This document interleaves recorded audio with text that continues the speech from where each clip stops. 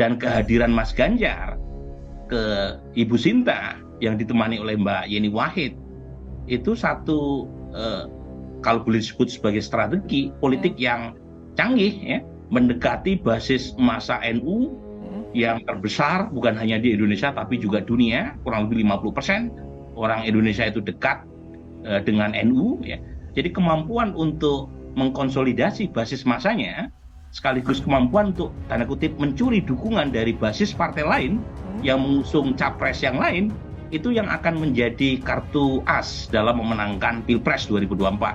Ngenes, pinangan Anies dan Nasdem ditolak mentah-mentah Yeni Wahid, malah belak-belakan ngaku siap dampingi Ganjar Pranowo, hancur lebur hati Paloh. Ditulis oleh tim redaksi jurnal, dikutip dari berbagai sumber. Karena sampai sekarang, orang-orang yang didekati atau diajak untuk menjadi cawapres Anies Baswedan, itu semua kompak untuk menolak, menghindar semuanya, kabur gitu. Halo, kembali lagi dengan saya Endra Caniago di channel Jurnal 45. Putri Presiden keempat RI Abdurrahman Wahid atau Gus Dur Yeni Wahid mengaku dirinya siap mendampingi Ganjar Pranowo jika bakal calon presiden usungan PD Perjuangan itu menggelar kampanye pemilu 2024 di Jawa Timur. Sementara itu, Ganjar menyebut pernah berziarah ke makam Gus Dur pada April 2022 lalu. Namun saat itu, Ganjar datang seorang diri tanpa didampingi Yeni. Ganjar pun berencana mengajak Reni berziarah bersama setelah purna tugas sebagai Gubernur Jawa Tengah atau Jateng pada 5 September 2023 nanti. Saat awak media menanyakan terkait kedekatan Yeni dan Ganjar, putri sulung Gus Dur itu hanya tersenyum. Namun, ia memastikan siap mendampingi Ganjar untuk keliling Jawa Timur. Yeni mengatakan Ganjar bukan orang lain. Hubungan antara Ganjar dengan keluarga Gus Dur sudah terjalin dengan baik. Ganjar sengaja sowan ke kediaman Sinta Nuria untuk bersilaturahmi. Menurutnya, sudah cukup lama ia tidak main ke rumah Gus Dur itu. Cukup lama Ganjar tidak sowan ke Sinta Nuria. Baru malam ini, ia berkesempatan silaturahmi dan disambut dengan hangat. Ganjar membenarkan jika hubungannya dengan Sinta Nuria sudah terjalin lama. Setiap istri Gus Dur itu keliling Indonesia, termasuk ke Jawa Tengah, Ganjar selalu dikabari. Sebagaimana diketahui, Yeni saat ini sudah digadang-gadang menjadi cawapres pendamping Anies Baswedan. Dia dilirik Nasdem yang kemudian disambut baik PKS, namun ditolak Partai Demokrat yang masih ngotot menyodorkan nama Agus Harimurti Yudhoyono. Meski mendapatkan penolakan dari Demokrat, namun Yeni Wahid mengatakan dirinya sama sekali tidak meminta menjadi cawapres Anies. Justru dia yang diminta langsung oleh Surya Paloh. Melihat respon Yeni Wahid ke Ganjar membuktikan bahwa hubungannya dengan Anies dan Surya Paloh sudah kandas. Siapnya Yeni Wahid mendampingi Ganjar membuktikan bahwa Yeni siap memenangkan Ganjar menjadi capres di 2024 nanti. Ini juga sekaligus membuktikan bahwa mayoritas Gus Durian akan merapat ke Ganjar. Kasihan Anies dan Surya Paloh sudah berusaha keras meminang Yeni Wahid untuk dijadikan cawapres. Ternyata Yeni malah memilih Ganjar. Bahkan di antara 3 nama dalam bursa capres, nama Ganjar lah yang dinilai terbaik dari berbagai sisi. Hal tersebut diutarakan sendiri oleh Yeni beberapa waktu yang lalu tentang pandangannya terhadap sosok Gubernur Jateng itu. Merakyat adalah satu sikap yang menginclude semua sektor. Impresi itulah yang dilontarkan Yeni untuk kawan sekaligus sosok emas baginya. Tentu itu bukan penilaian yang sembarangan, karena selama menjabat dalam pemerintahan, Yeni terkenal dekat dengan Ganjar. Keakraban mereka sudah nampak dari muda, bahkan kedekatan Ganjar dengan ayahnya saja juga sudah menjadi kalkulasi. Sebagai politisi yang dulu menjabat sebagai untul ketika di dapur kebagusan milik Megawati. Sebagai seorang pupuk bawang, Ganjar setiap hari yang bertugas membuatkan mie instan favorit Gus Dur dengan selera khasnya. Ya, dari situ hubungan bisa merambat ke Yeni dan mungkin yang lain. Putri Gus Dur itu memang juaranya kalau membicarakan tentang ketegasan dan keteguhannya dalam berprinsip. Maka saat ini dia mengutarakan tentang kriteria seorang pemimpin yang dilihat adalah reputasinya. Sel otak dalam kepalaku ini sudah mulai menjalankan tugasnya dengan cepat untuk menemukan siapa geranan dia. Tidak mungkin reputasi sebagai gubernur terbodoh versi Google yang didukungnya, apalagi reputasi seorang penculik yang sungguh menyeramkan bagi keutuhan negara ini. Jauh-jauh sajalah. Maka yang tersisa hanya Ganjar Pranowo yang memiliki reputasi pemimpin terbaik dari kedua capres yang lainnya. Lantas bagaimana kalau menurut Anda?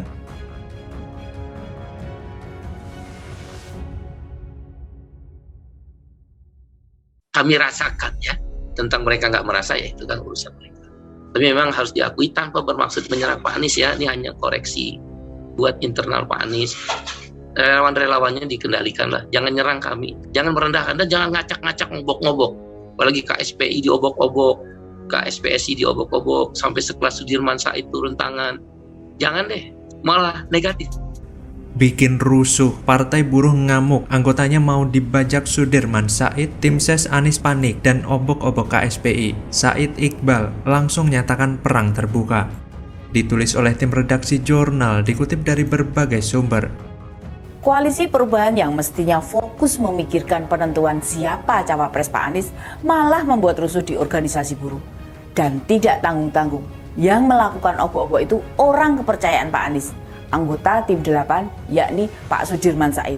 Halo, kembali lagi dengan saya Endra Caniago di channel Jurnal 45.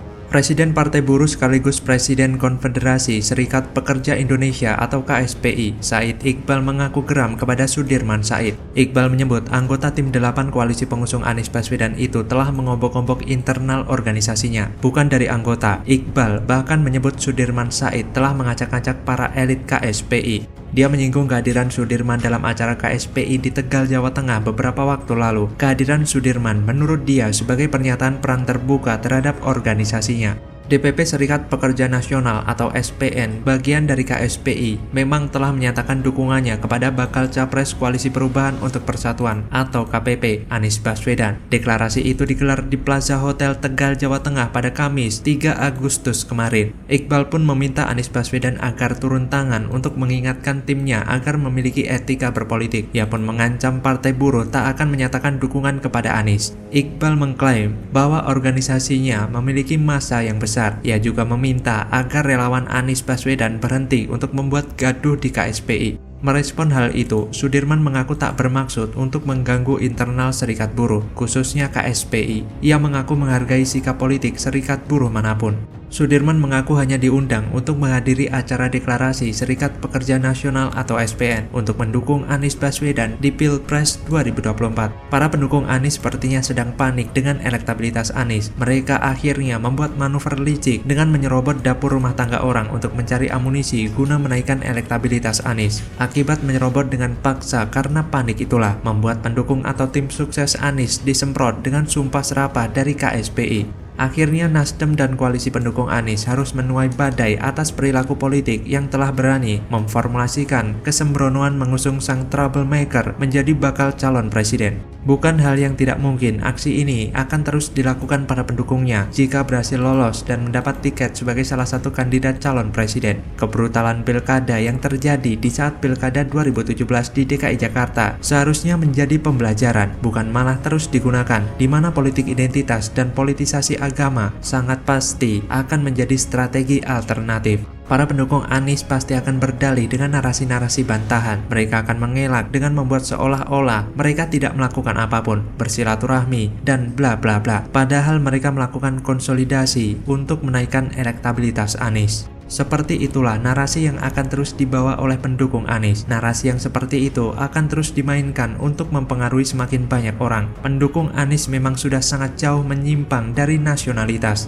Lagian mau didukung dan bermanuver seperti apapun, Anies akan tetap kalah dan elektabilitasnya stagnan karena Anies adalah antitesis dari Jokowi. Anies tidak sejalan dengan Jokowi, gaya bekerja, pemikiran dan etos kerja, semuanya jauh berbeda. Anies seolah paling pintar, maunya bergerak sendiri karena merasa yang lain berada di bawah levelnya. Kalau Anies hebat masih mending, masalahnya sudah anti mainstream. Anies malah malu-maluin, prestasinya tidak segarang ucapannya yang sangat bombastis. Selain itu, dia keras kepala sehingga lebih doyan debat ketimbang bekerja sama untuk mencari solusi dari permasalahan. Maka dari itu wajar jika Anies perlu kelicikan untuk menaikkan elektabilitasnya, dan tim sesnya Anies sudah terkoordinasi dengan baik. Tapi sayangnya mereka salah langkah dan kena hajar oleh Said Iqbal.